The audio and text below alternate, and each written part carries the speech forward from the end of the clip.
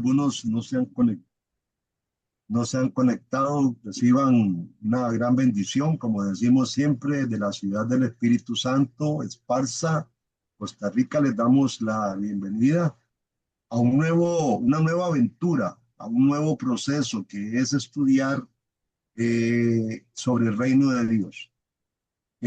Antes de empezar, realmente vamos a compartir un poquito, quiero orientar un poco el curso. Eh, Me dicen cuando esté la pantalla ahí lista.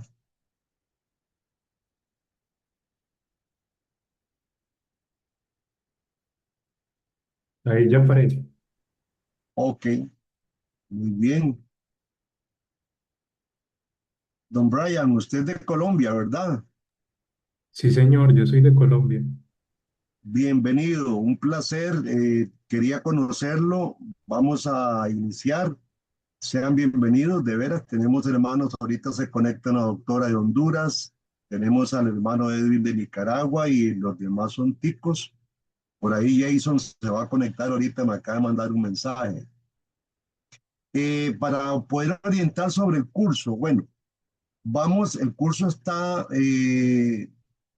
tiene tres folletos. El primer folleto es de Hernán Bambix, que es el reino de Dios. Tenemos también el reino de Dios inconmovible. Ya ustedes tuvieron que haber repasado el libro de Miller, Darrell Miller. Y también tenemos eh,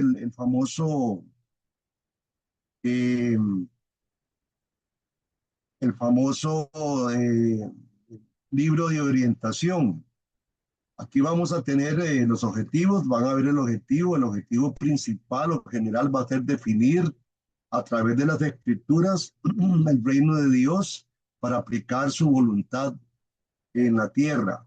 La idea de este curso no es solamente que ustedes tengan un conocimiento, sino que puedan aplicar, porque realmente todo lo que tiene que o conlleva con el reino es una vivencia, una aplicación diaria al objetivo de Dios, ¿verdad?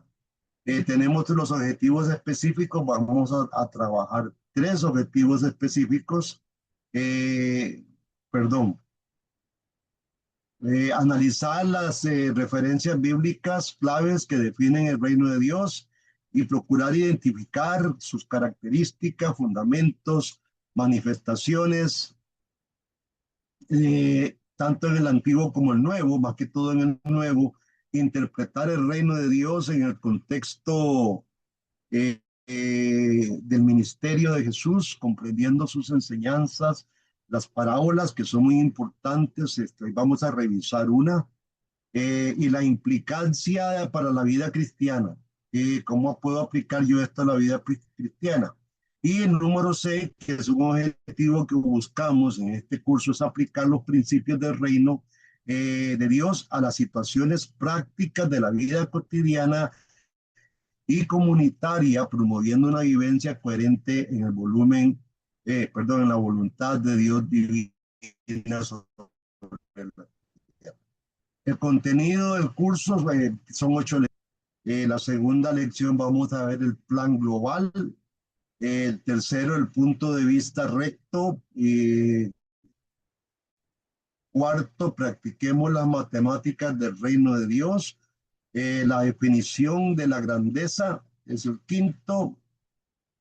Todos son bienvenidos. El punto número 6, número 7, el avance del reino de Dios. Y el octavo, el reino inconmovible. Bien, aquí traje solamente 2 lecciones dentro del sílabo que ustedes tienen. Viene todo un contenido, todo un cuadro de clases. Vamos a revisar hoy la clase que nos compete hoy. Se toma de los 2 folletos, tanto de Bambix como de Darrell, que es el reino de Dios, del libro de Darrell Miller, de las páginas 15 al 30 que tuvieron que haber leído, y la esencia del reino de Dios de Hernán Bambridge, que está del 37 al 50. Realmente las lecturas son pocas. En la clase número 2 solamente vamos a tener lecturas de El reino inconmovible. Sobre el libro de Hernán Bambridge vamos a tener de lección por medio lectura, para no cargar y el libro poderlo terminar pues bien. ¿Qué continúa? Bueno, vamos a ver la primera lección hoy y queremos, antes de empezar, pues poner esta lección en las manos de Dios para que Dios nos dirija y nos guíe. Vamos a orar, hermanos. Padre, queremos darte gracias en el nombre de Jesús por tu amor, por tu gran misericordia, por tu bondad, pidiendo que nos dirijas hoy a través de este estudio. Queremos adentrarnos a través de esta enseñanza que tú nos vas a empezar a dar, Señor, para ser buenos ministros, para ser buenos cristianos aquí en la tierra, para que tú nos utilices desde las trincheras, nuestros hogares, nuestros trabajos, nuestro ministerio, Señor, nuestras iglesias, y queremos ser una luz en este mundo. Pido en el nombre de Jesús que ilumine nuestras mentes, nuestros corazones, para poderte dar honra y gloria en donde estemos, donde vayamos y donde podamos, Dios, mostrar tu luz y tu verdad. En el nombre de Jesucristo damos las gracias. Amén. Bien, hermanos. ¿Qué vamos a hacer en esta clase? Bueno, vamos a observar y definir el reino de Dios en el Antiguo Testamento. Vamos a ver los primeros dos capítulos, el uno de cada libro, y eso es lo que vamos a empezar a ver. Tal vez ustedes se han preguntado, ¿quién es el reino de los cielos?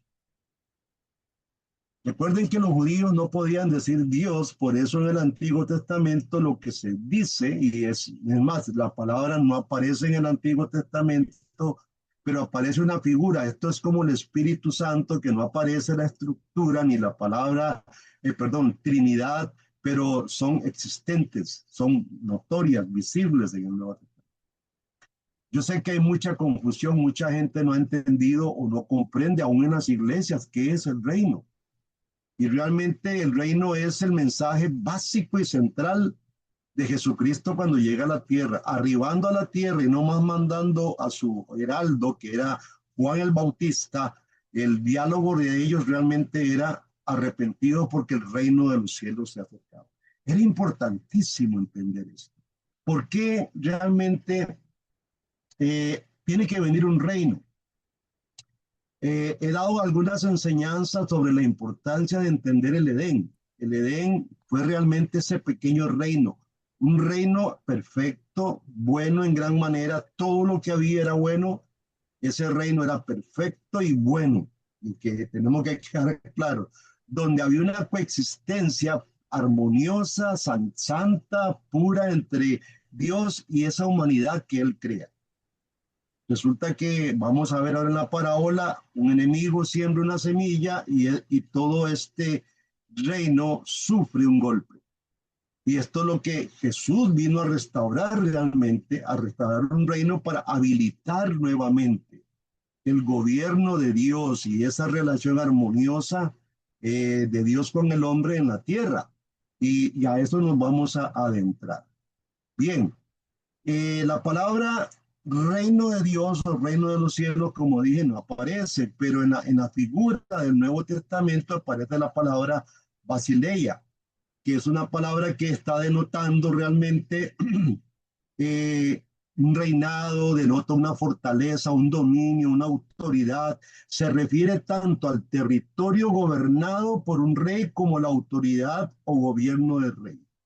¿Qué creen ustedes? ¿Cuál creen ustedes que es el primer lugar que viene a gobernar Cristo aquí en la tierra?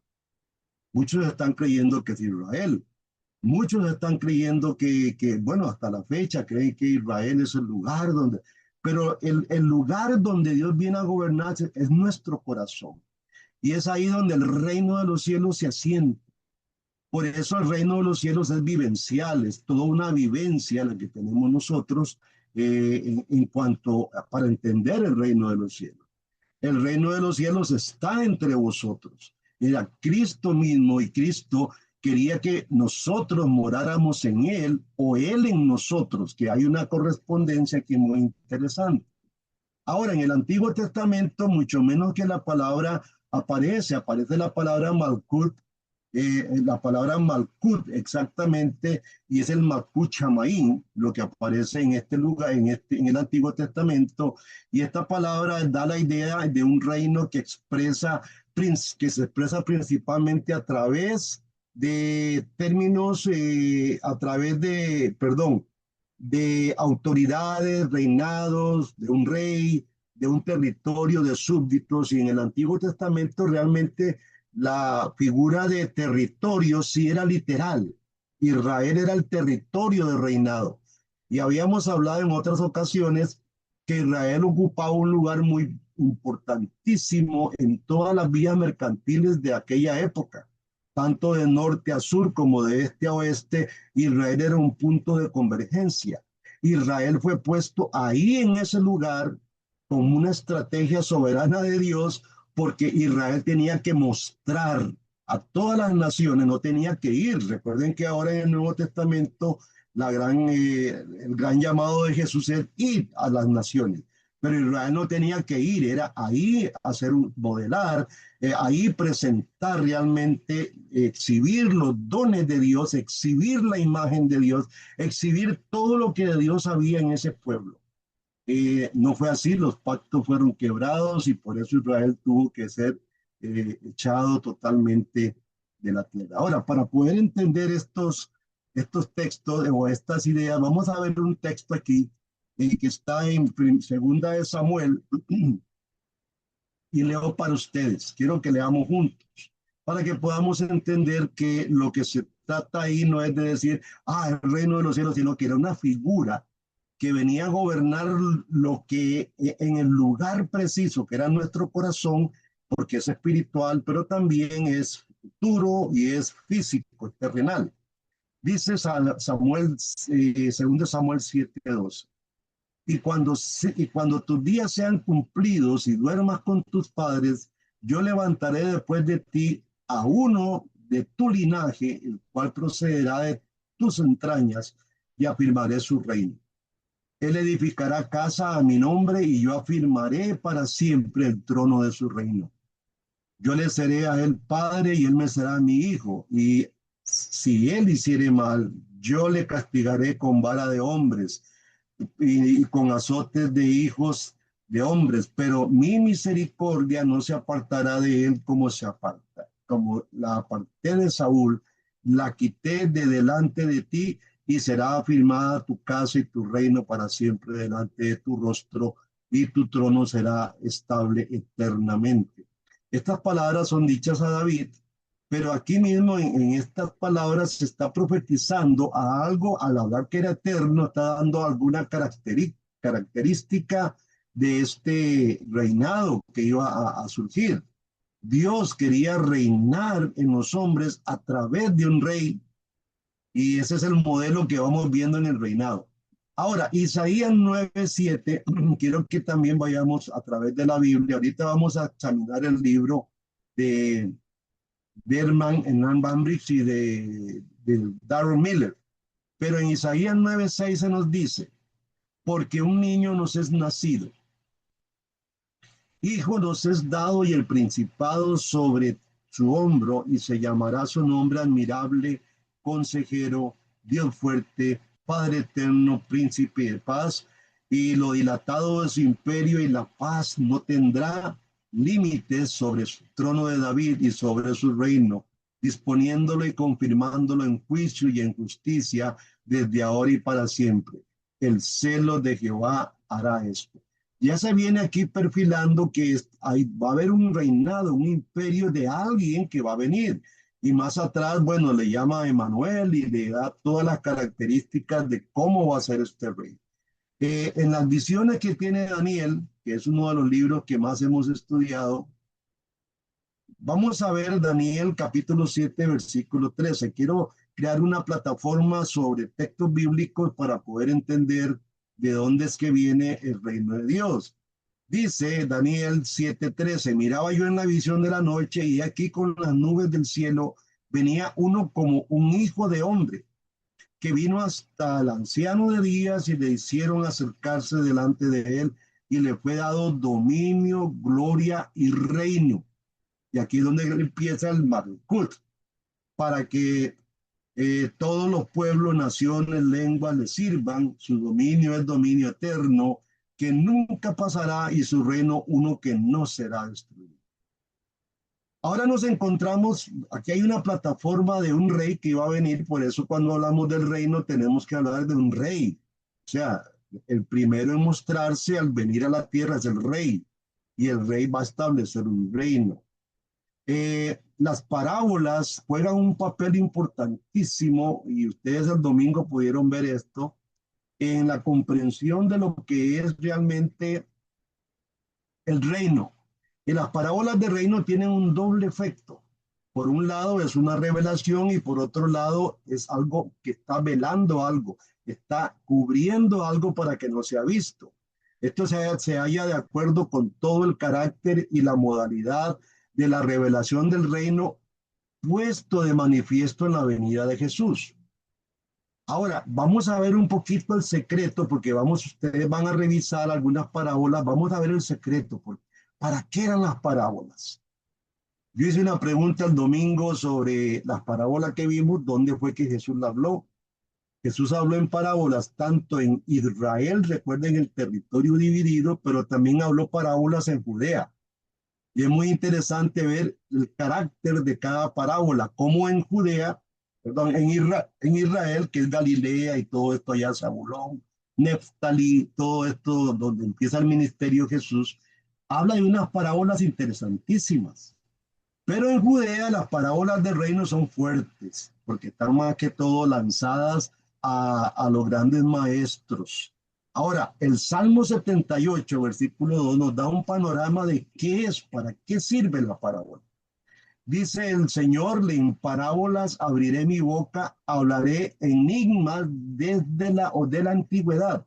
O sea, la parábola lo que viene es a revelar algo de antes de la fundación del mundo, como vimos en el pacto de redención, o de la antigüedad que está escondido y tiene que ser revelado. Mateo 13:35 también nos da un panorama interesante. Ahí vemos las parábolas. Mateo 13:35 nos dice: para que se cumpliese lo dicho por el profeta cuando dijo: abriré en parábola mi boca, declararé cosas escondidas desde la fundación del mundo. Es interesante cómo la parábola tiene ese objetivo. No sé cuántas veces ustedes han leído parábolas y no las han comprendido, o no tratamos de buscar qué es el mensaje que nos quiere hablar Dios. Eh, Tenemos una parábola como ejemplo. Quiero que leamos Mateo capítulo 13:24. Esta parábola es muy reveladora, ahí la tienen. Jesús le refirió una parábola diciendo: el reino de los cielos es semejante, aquí estamos, el reino de los cielos es semejante a un hombre que sembró buena semilla en su campo. Pero mientras dormían los hombres, vino su enemigo y sembró cizaña entre el trigo y se fue. Cuando salió la hierba y dio fruto, entonces apareció también la cizaña. Vinieron entonces los siervos del padre de familia y le dijeron: Señor, ¿no sembraste buena semilla en tu campo?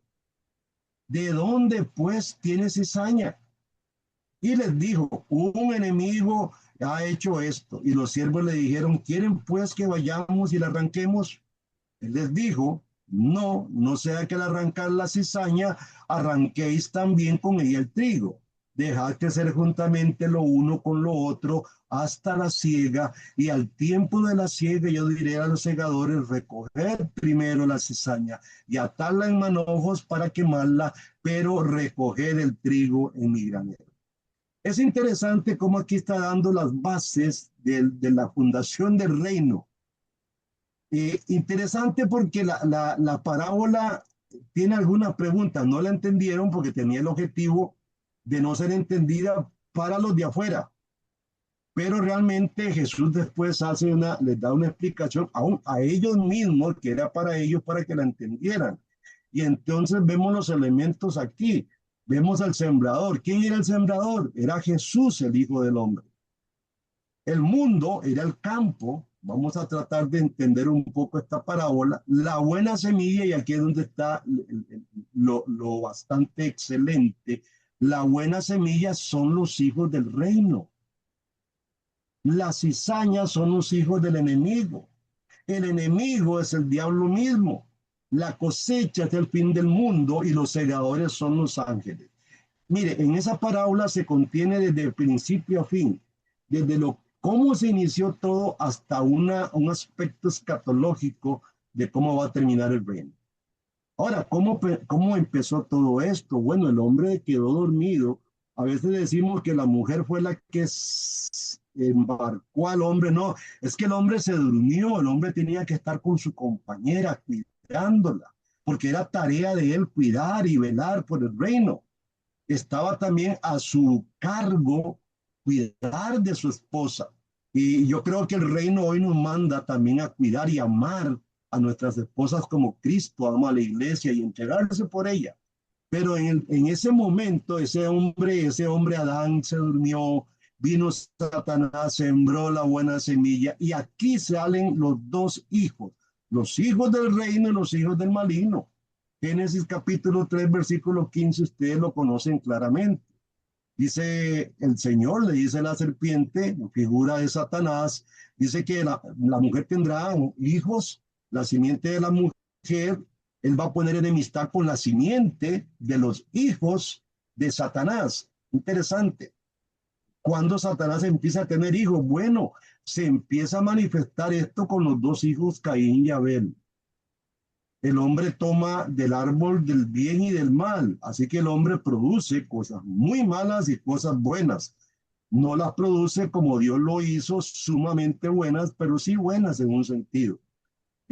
Con el correr del tiempo, esa imagen que el hombre fue deteriorando y depravando en sí, va cada día decayendo, va en una involución total, y entonces el hombre cae en un extremo donde Dios viene a rescatarlo.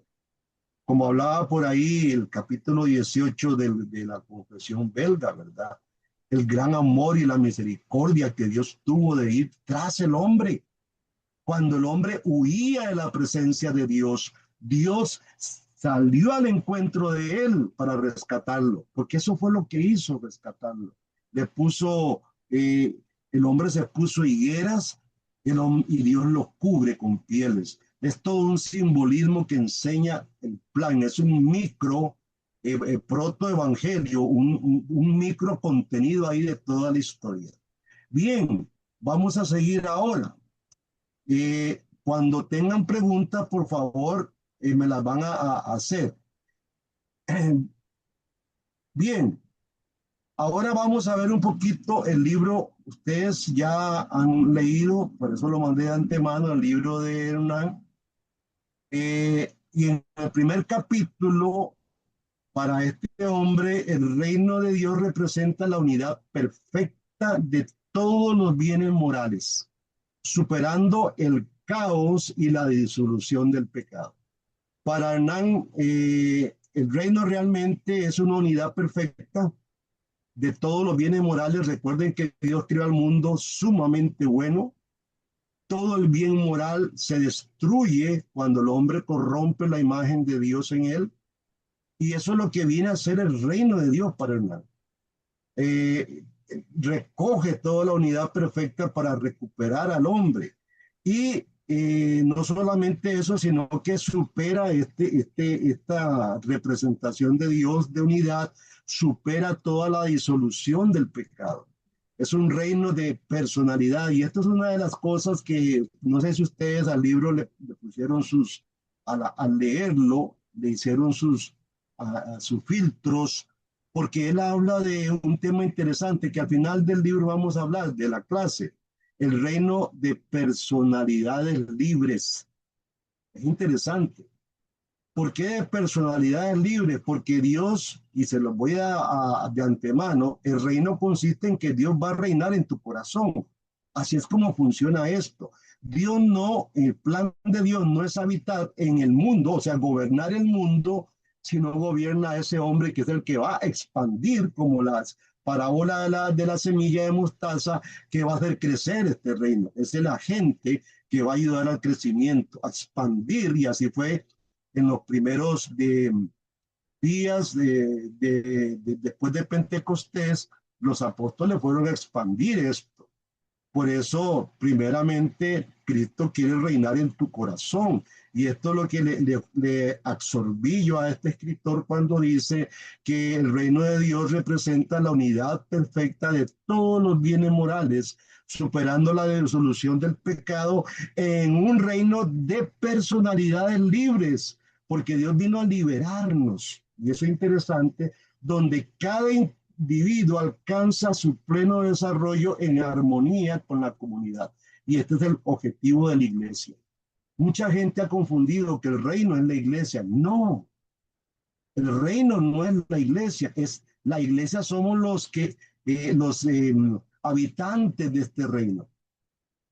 Y somos los que manifestamos.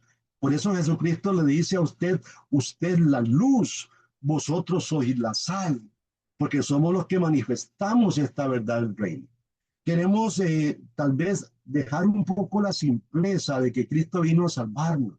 Aquí se han quedado muchos cristianos en ese tema, Cristo me vino a salvar. No, Cristo vino a restaurar esa imagen en usted. En Cristo, Cristo hombre, vamos a ir dando los pasos. En Cristo hombre se restaura, y nosotros habitando en ese Cristo es que restauramos. Somos restaurados a la imagen de ese Cristo que hizo todo perfecto. El reino realmente es un organismo, también es un tema que él desarrolla, es un organismo universal cuya cabeza es Cristo y abarca toda la humanidad y todas las áreas de la vida, reflejando la gloria de Dios. Por eso hablamos nosotros de una cosmovisión bíblica.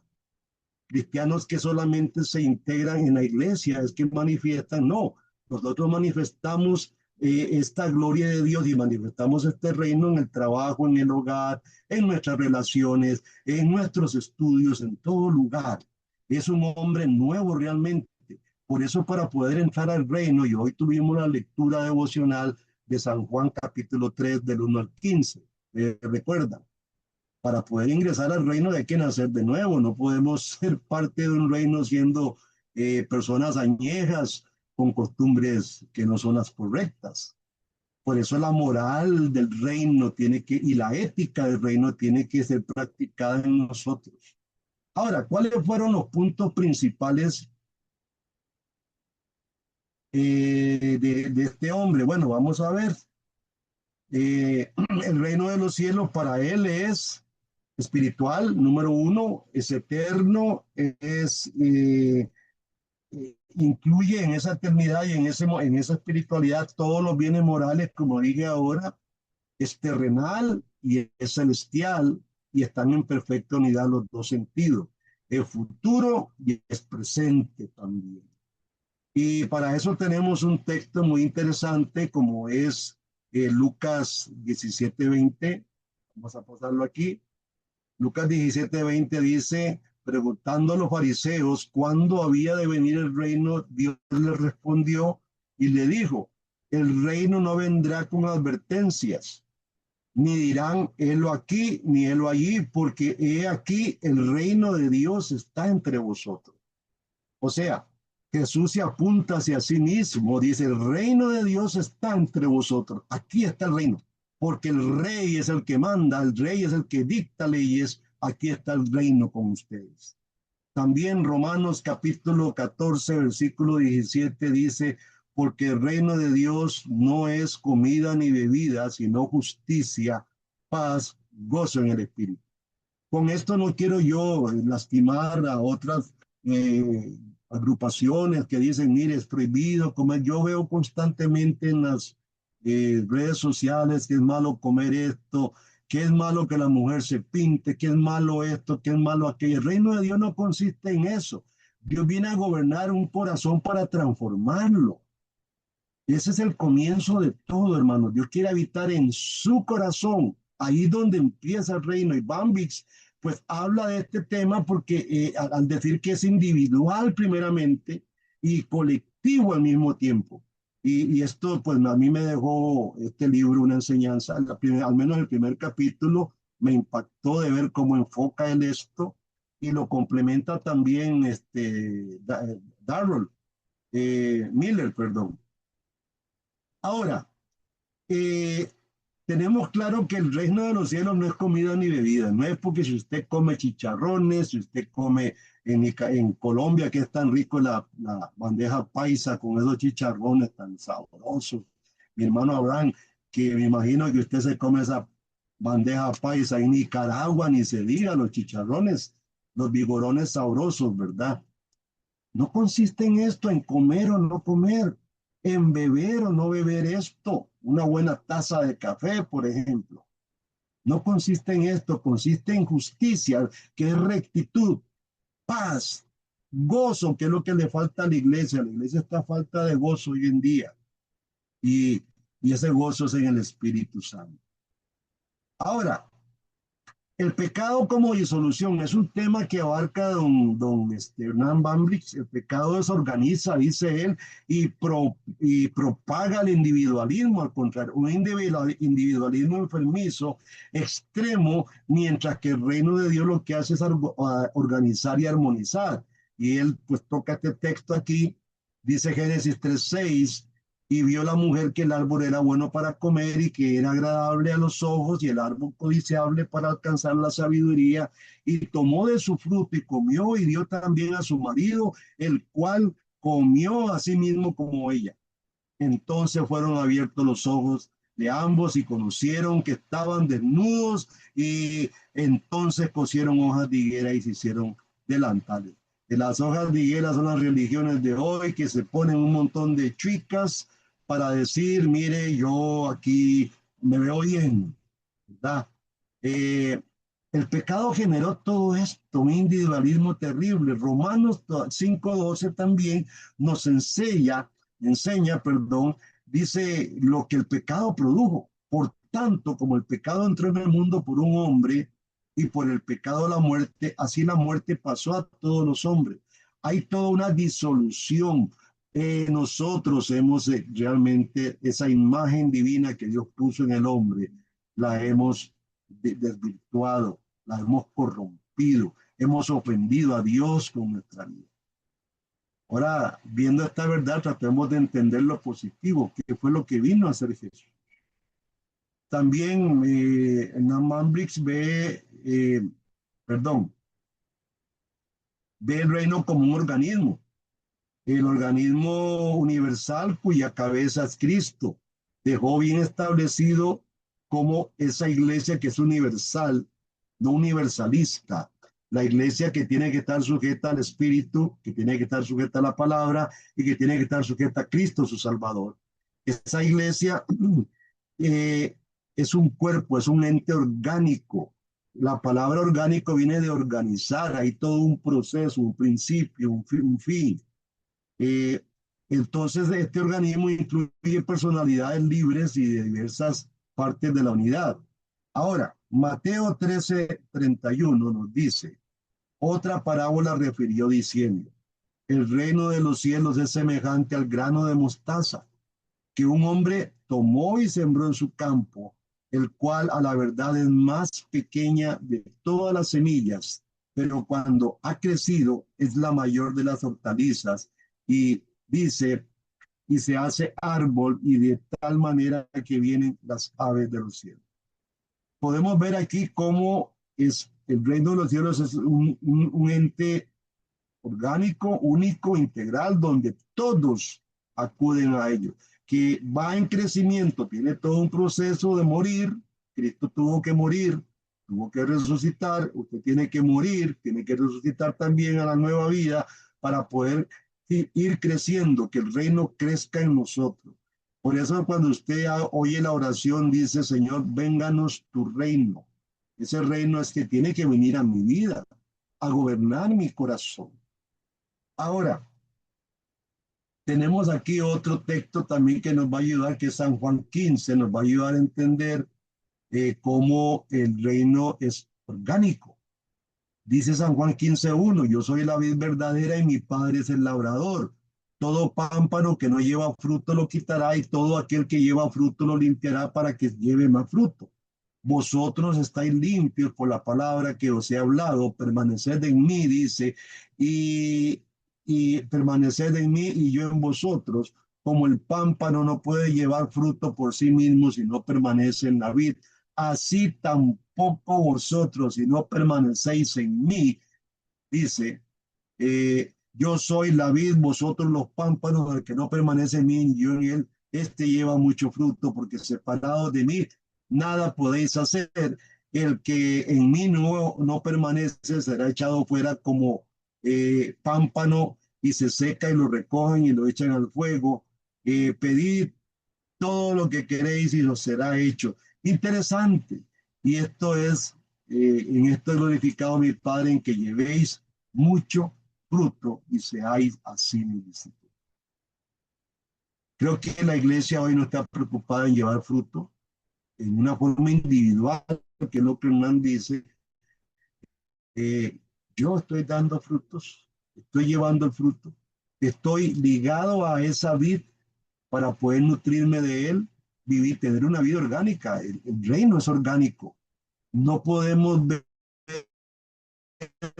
no podemos todavía pensar por un momento lo que ocurrió con la iglesia de la Odisea, una iglesia dejando a Cristo fuera de la puerta, fuera de su iglesia. Hoy en día vemos en el panorama cristiano muchas iglesias que tienen a Cristo afuera, tienen al Espíritu Santo fuera también. No tienen absolutamente nada, y aún la Biblia, son iglesias sin Biblias. Entonces, el objetivo del reino es que el reino realmente sea una parte orgánica, que usted pertenezca a él, que usted permanezca en él. También dice el hombre que tiene un carácter universal, el reino. No está limitado por tiempo, y esto es muy interesante, ni por lugar o nacionalidad, como algunos hoy enseñan, o por cultura, y abarca toda la humanidad, de todas las áreas del conocimiento, a chinos, a negros, a blancos, a todos totalmente. Mateo 28:18 es el texto que da a conocer todo esto. Jesús se acercó y le dijo: toda potestad me es dada en el cielo y en la tierra, por tanto ir y hacer discípulos a todas las naciones. Ese es el mensaje que del reino viene trayendo hoy en día. Todas las naciones se abre, porque la idea de Dios no es rescatar a Israel solamente, la idea de Dios es rescatar a sus hijos, las semillas que son los hijos del reino, aquellos que desde antes de la fundación del mundo, como dice Efesios y como dice Romanos también, Dios había en su sabiduría y soberana bondad, había ya escogido desde antes de la fundación del mundo. Ese es el objetivo. Pero lo que más me encantó de este reino universal es que Dios es un Dios individualista, perdón, con un mensaje personalista. Tiene que entrar en la persona, tiene que habitar en el corazón de la persona, para que así ya muchos teniendo a Cristo en su vida, vayan conformando aquella iglesia que es orgánica también. La iglesia es orgánica, y eso lo vimos en Eclesiología. Ahora, el reino es universal. Hay otros textos que nos enseñan que el reino es universal. San Juan 16 nos dice, por ejemplo, también tengo otras ovejas. Vea qué interesante. Tengo otras ovejas que no son de este redil. Aquellas también debo traer, y oirán mi voz, y habrá un rebaño y un pastor.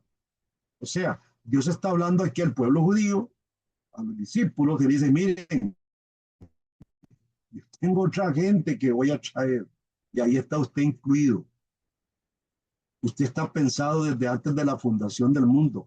Hoy en día uno de los problemas graves que tenemos, amados hermanos, es que no tenemos una identidad. Somos cristianos aquí de este mundo. Realmente la Biblia habla muy claro, nuestra ciudadanía no es esta. Hoy hablaba en el devocional con mi familia sobre San Juan 3, que ustedes tuvieron la lectura de hoy también. Hablaba algo muy interesante, que Israel, realmente el desierto no era su tierra, ni Egipto era su tierra. ¿Cuál era la tierra de Israel? Perdón, del pueblo de Israel, cuál era su tierra. Fíjese que si usted se remonta a Abraham, Isaac y Jacob, ellos fueron habitantes de Canaán. Así que no les pertenecía ni Egipto, y esto es un simbolismo muy interesante porque Dios lo que quiere es regresar al pueblo a su tierra, pues Dios quiere regresarlo a usted también al lugar que pertenece. Nuestra ciudadanía no es esta. Nosotros tendremos un cielo nuevo, y es también figurativo, y una tierra nueva, donde vamos a habitar, que es el Edén que perdimos realmente por todo el drama que Adán pues cometió, todo el problema que cometió Adán junto con nosotros, ¿verdad? Mateo también, Mateo 8 nos enseña, y esto está sacado del libro, estos textos, perdón, y dice Mateo 8:11, y os digo que vendrán muchos del oriente y del occidente, y se sentarán con Abraham e Isaac y Jacob en el reino de los cielos. Mas los hijos del reino, y aquí cuando habla de los hijos del reino, ojo, estaban hablando de Israel, tanto Israel, la parte de Samaria, como Israel de Judá, Jerusalén. Esos son llamados aquí los hijos del reino. Serán echados a las tinieblas de afuera. Ahí será el lloro y el crujir de Dios. Es interesante. Aquí hay textos que a veces nos confunden, pero hay que verlos en su contexto. ¿Qué más enseñó Hernán? Bueno, eh, yo le llamo a esto que él tiene ahí, le llamo el fundamento de la fuerza motriz, pues yo le llamo el dinamismo del reino. El reino tiene todo un dinamismo. La encarnación de Cristo es el principio del reino realmente, que se expande mediante poderes espirituales y redentores. Por eso Dios en el Antiguo Testamento, ese reino que iba a venir, el Malkut, Shamaín, reino de los cielos, era asociado a dar la vista, a levantar cojos, era asociado a todo esto. Tenía como una practicidad y un dinamismo tremendo para mostrar realmente el sóter, la vida, la salud que Dios iba a dar. Porque la palabra sóter, que viene la palabra, viene el concepto soteriología, es salvación, es sanidad realmente. Dios venía a sanar. Y esos son los movimientos, el fundamento y la fuerza motriz que este reino traía, de cómo también Dios iba a dominar elementos, como dominó el agua, multiplicó peces, hizo milagros, detuvo tormentas. Jesús en él mismo venía mostrando su autoridad. Y San Juan, capítulo 18, versículo 36 nos dice en adelante, Jesús respondió, mi reino no es de este mundo. Si mi reino fuera de este mundo, mis servidores pelearían para que yo no fuera entregado a los judíos, pero mi reino no es de aquí. Vea cómo lo reitera. Le dijo entonces Pilato, luego, ¿eres tú rey? Respondió Jesús, tú dices que yo soy rey. Yo para esto he nacido. Qué interesante. Y para esto he venido al mundo, para dar testimonio a la verdad. La verdad ya existía, ahí estaba. Él venía a dar testimonio de esa verdad. ¿Cómo iba a dar testimonio de la verdad? Viviéndola. Y esto es parte de lo que nosotros, y aquí es donde yo quiero retomar lo que es el reino. El reino no es una cuestión externa, es más interna porque es espiritual. Nosotros tenemos que vivir la verdad. Y esto es lo que le está haciendo falta a la iglesia hoy en día. Hermanos, les hablo con mucha sinceridad y amigos y compañeros, porque hoy en día el mundo no está creyendo en nosotros, no ve en nosotros nada bueno, nos ve como hipócritas, porque no nos ajustamos a la verdad. La verdad es que el reino tiene que ser vivido. Tenemos que vivir lo que leemos en la escritura. Y tenemos que esforzarnos, tenemos una lucha, porque el reino de los cielos realmente es un choque lo que viene a ser. Y dice, todo aquel que es de la verdad, oye mi voz. Y esto es interesante. Efesios capítulo 1:20 sigue diciendo, en el 20 hablando Pablo sobre esto, el cual operó en Cristo, hablando de ese poder, resucitándole de los muertos y sentándole a la diestra en los lugares celestiales, sobre todo principado y autoridad y poder y señorío, sobre todo nombre que se nombra, no solo en este siglo, sino en el venidero. Sometió todas las cosas bajo sus pies, y aquí está lo maravilloso, que esto es aplicable también. Y lo dio por cabeza sobre todas las cosas a la iglesia, la cual es su cuerpo, la plenitud de aquel que todo lo llena en todo. ¿Está tomando identidad, hermano amado? Ese es usted. Usted está completo, como dice Colosenses, en él estamos completos. Usted es la plenitud de aquel que todo lo llena. Nosotros estamos completos. Nuestro grave problema aquí que nos asfixia y nos ahoga es que estamos viviendo en un cuerpo pecaminoso y caído. Y esa lucha tenemos que enfrentarla con la verdad de todo lo que usted es, porque usted ha sido creado en el cielo. Usted no fue creado, es creado en la tierra, pero fue pensado, concebido allá, conocido antes de la fundación del mundo. Interesante. Hacíamos una pregunta tiempos atrás, suponiendo si Adán no hubiera pecado. ¿Qué hubiese sucedido si Adán no peca? Todo el plan perfecto, todo el plan puro, todo el plan santo de Dios se hubiera cumplido, no hubiera mal, no hubiera nada malo.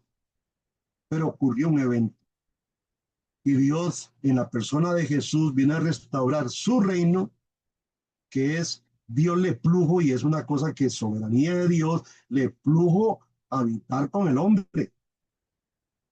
Y quiero que usted se meta en esta, decimos en Costa Rica, hermano Abraham, Braham, perdón, se meta en esta danza, porque a Dios le plugo tenerlo a usted aquí metido, para que usted sea un adorador, porque para eso nos creó, para adorar su nombre, para venir a mostrar la verdad a un mundo caído, para que el mundo que va a ser juzgado no tenga nada que decir, porque fuimos testimonio de la verdad, fuimos un testimonio de la verdad.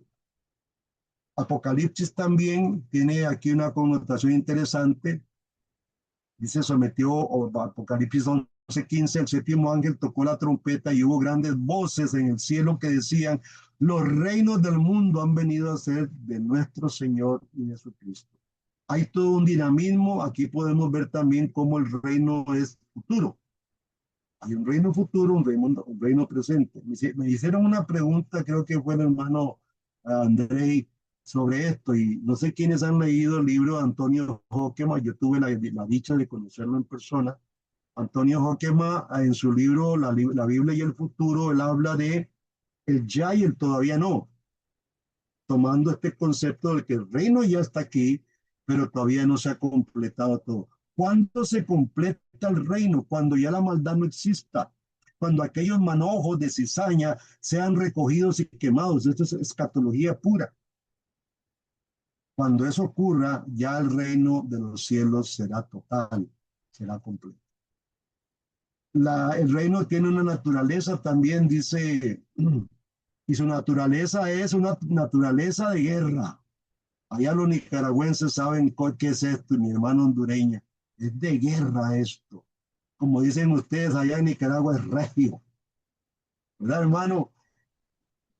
Y interesante porque se desarrolla un conflicto con el pecado, y esta es la vivencia realmente. Yo no tengo yo ni usted tiene un pleito con Satanás, que muchas iglesias han direccionado por ahí esto. Usted lo que tiene es un conflicto con el pecado. Satanás está a favor del pecado, lo tienta para que usted caiga, y eso es todo, porque es una cosa que está aquí. ¿Y sabe cómo es esto? Yo les decía a mis hermanos una vez que cuando el pueblo de Israel entra a Canaán a poseer la tierra, y están todas las batallas de Josué y todo esto, quedaron unos pueblos ahí. Dios les dice, déjenlos ahí para que mi pueblo empiece a luchar contra ellos y sepan lo que es luchar. Pues el pecado está aquí todavía en nosotros por aprender a luchar, hermano, porque el reino de los cielos es militante también. Y ahí tenemos a Mateo 11:12 que dice, desde los días de Juan el Bautista hasta ahora, el reino de los cielos sufre violencia, y solo los violentos lo arrebatan. Todas aquellas personas que sepan pelear, y tenemos que pelear ¿contra quién? Contra nuestro pecado.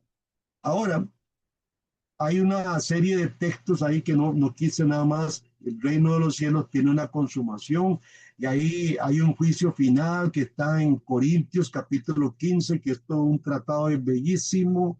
Mateo 25, 31 al 46, si quieren apuntarlos, porque son textos que están ahí que hablan sobre el juicio final, la entrega del reino que hace al Padre, Apocalipsis 21 del 1 al 4, el nuevo cielo y la nueva tierra. Tenemos Romanos 8, 18, 23, la redención final de la creación, con primera de Pedro 3, 1 de 3 al 5, la esperanza de la herencia imperecedera de Daniel y el Hijo del Hombre eterno en su reino. Habíamos hablado de Bainbridge como una mentalidad individualista que él pone. Ya tratamos de corregir esto, de hablar un poquito. Hace un énfasis también en que el reino se fundamenta en los valores como la justicia, el amor y la comunidad. Son tres valores que rescata Bainbridge en cuanto al reino, que deben de ser básicos, dice. La justicia, o sea, la rectitud. Creo que la iglesia tiene que ser recta, tiene que ser ejemplo. ¿Cómo? Bueno, primero en la vivencia práctica. El domingo tuvimos una enseñanza de una joven sobre padres permisivos. Bueno, entonces tenemos que ser rectos acá y hacia afuera, ¿verdad? Hablamos de que mucha gente que trabaja en organizaciones públicas abusan, llegan tarde y salen temprano y eso es robar. No hay rectitud y como cristianos tenemos nosotros que plantearnos bien el amor, que es uno de los conceptos muy helénicos. El amor es Dios mismo, y la comunidad, algo que hemos abandonado. Muchas personas hoy asisten espontáneamente cuando les da la gana a la iglesia. La comunidad es el lugar donde aquellas personas de los cuales Dios habita en el corazón empieza a completarse para hacer la tarea del reino aquí en la tierra. Por cierto que tenemos este sábado comida para indigentes. Es parte del trabajo del reino, ir a los más desprotegidos y les dar de comer. Ahora que está lloviendo tanto, tanta lluvia, duermen en la calle con frío, tenemos que asistirlos. Esto es parte del reino y solamente en comunidad se puede hacer y se puede abarcar bastante. Ahora vamos a ver un poco, si ustedes leyeron el libro perdón, el libro de Miller. Miller pues tiene varios puntos ahí, las características del reino que él habla. Eh, Son varias, perdón. Es un reino primeramente inconmovible, basado en un texto de Hebreos. Eh, Viene la remoción de todas las cosas y todo lo que inamovible va a quedar firme, ¿verdad? Entonces explica el reino de Dios que no es simplemente un concepto futuro, dice él, sino algo que ya está presente en la vida de los creyentes. Y Miller es el que más toca el tema de que tiene que estar el reino en nuestros corazones, tiene que estar en nosotros. No es simplemente algo futuro, lo que no tiene que ver nada con nosotros el reino. Este reino se refiere a la soberanía de Dios, dice él, sobre el mundo y la vida de cada individuo, y su propósito es totalmente redimir y transformar toda la creación, primeramente a usted, y nosotros vamos transformando nuestro entorno posteriormente. Esa es la tarea. Estas características es que el reino que hemos tenido es inmutable, no se mueve, o sea, no se mueve, nadie lo puede mover, nadie lo puede quitar, y esto es parte de la identidad que tenemos que tener. Usted como cristiano no lo va a votar nada. ¿Cuántos cristianos vemos derrotados hoy en día? Que realmente las iglesias se convierten en hospitales cuando una iglesia no es un hospital, pero gente derrotada aún consultando psicólogos porque tienen tantos problemas de estrés, porque no han tenido una identidad clara de quién es Dios. Entonces el reino es inmutable, no depende de circunstancias externas, dice Miller, es inconmovible y eso es interesante, lo que significa que nada puede alterar su existencia. Hermano, Dios tiene un plan con usted de vida y ese plan Dios lo cumple. Nada ni nadie, ni el diablo, ni nada, ni sus vecinos, ni sus pecados mismos, como dice por allá el apóstol Pablo, ¿verdad? Ni lo alto, ni lo profundo, ni esto, ni nada nos puede separar de ese amor. Los creyentes, dice Miller, son llamados a vivir conforme a este reino. Así que no es una cuestión externa, no es una cuestión platónica, es algo que se individual, que tiene que estar en mi vida. Y es una realidad espiritual que debe ser reflejada en nuestras acciones diarias. Ahí también entendemos que el reino, hay una contraposición con los reinos terrenales. Y vamos a ver algunas. Por ejemplo, Miller destaca que los reinos terrenales son temporales. Y usted lo puede ver en la historia bíblica.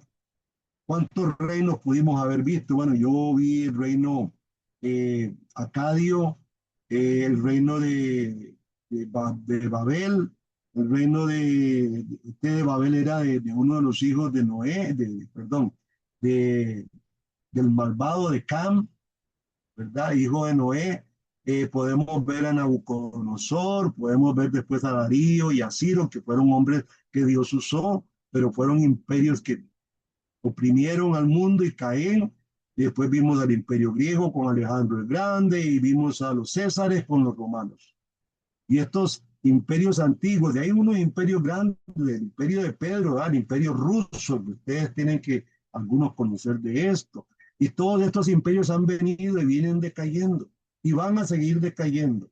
Así que los reinos de este mundo son temporales, son sujetos a cambios, son corruptos y decadentes totalmente, a diferencia del reino de los cielos, que es eterno y sin fin ni deterioro.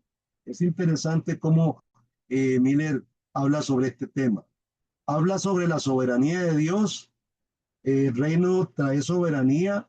El autor subraya que aunque los sistemas terrenales pueden parecer poderosos o dominantes, en realidad todo está bajo el control soberano de Dios.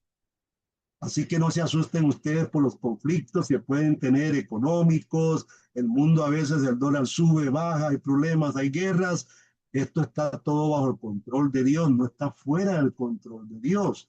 Los creyentes tenemos que recordar que la lealtad está primero en el reino de Dios. Y hay parábolas maravillosas sobre esto.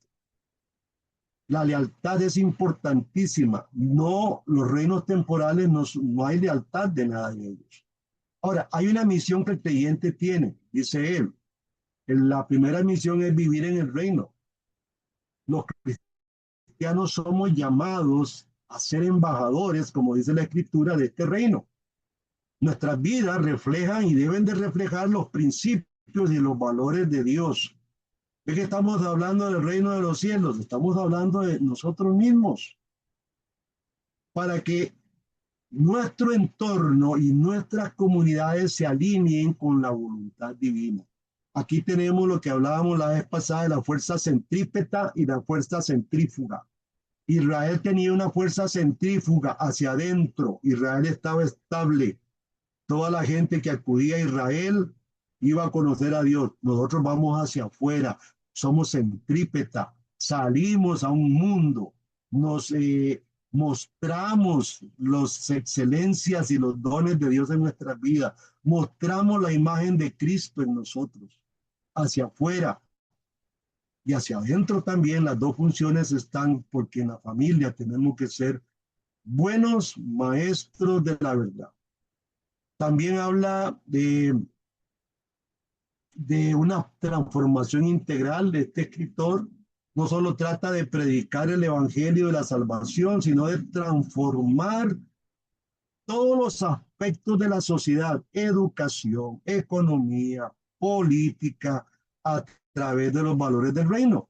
Los creyentes tienen la responsabilidad, dice él, de ser grandes agentes de cambio y de mostrar el reino en todas las áreas de nuestra vida. Esta es realmente, querido hermano, la primera lección que nos da Darrell Miller, junto con la primera lección que nos da los conceptos que introduce él de un reino de Dios que es real, eterno e inconmovible. Expone cómo este reino es diferente a los sistemas terrenales, que lo es, donde hay un individualismo en los dos, pero hay una trabajo comunitario también. Hay un individualismo porque Dios quiere habitar en cada persona, primeramente, en eso, y eso es lo que hay que trabajar con Bambix. Pero también con Darrell Miller, él dice que tiene que haber una conjugación de las dos cosas, y esto es muy importante. Ahora, la idea es que nosotros tenemos que crear aquí una transformación no solo del corazón de los individuos, sino también de las estructuras y culturas que rodean esta humanidad. Esta es nuestra tarea, hacer contracultura. Para crear una cultura tenemos que hacer contracultura. Y esto es lo que las primeras lecciones de los libros nos han enseñado. He recogido aquí más o menos esto. Así que gracias y quedamos sujetos a comentarios de ustedes. Ya dijeron que podían levantar la mano por alguna pregunta. Podríamos, no sé, estamos en un tiempo de preguntas, de comentarios. Dejamos abierto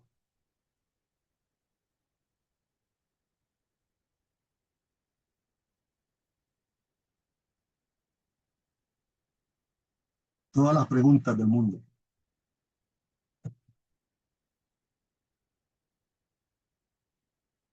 No, no tengo aquí acceso para ver si está Jason. Jason, ¿estás por ahí?